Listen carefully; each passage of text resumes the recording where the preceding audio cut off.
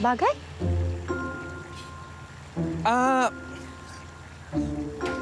What?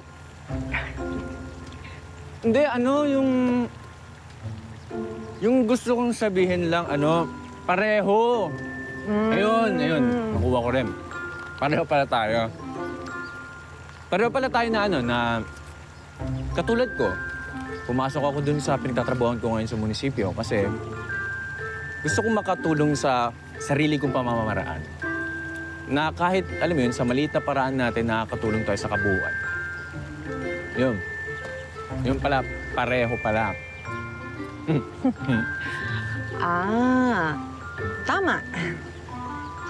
Bagay nga tayo.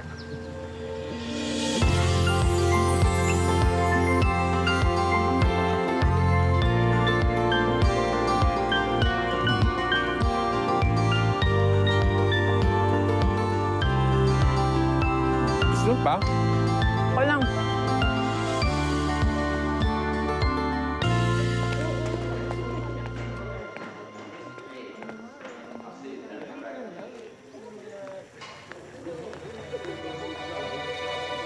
Sayaw.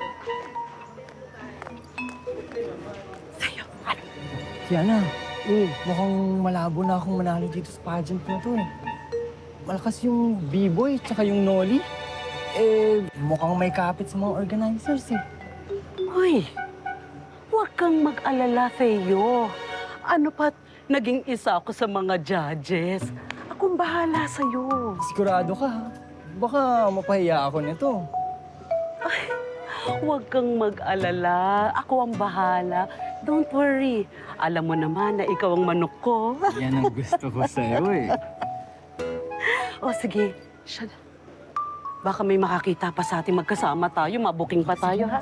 Later na lang, ha?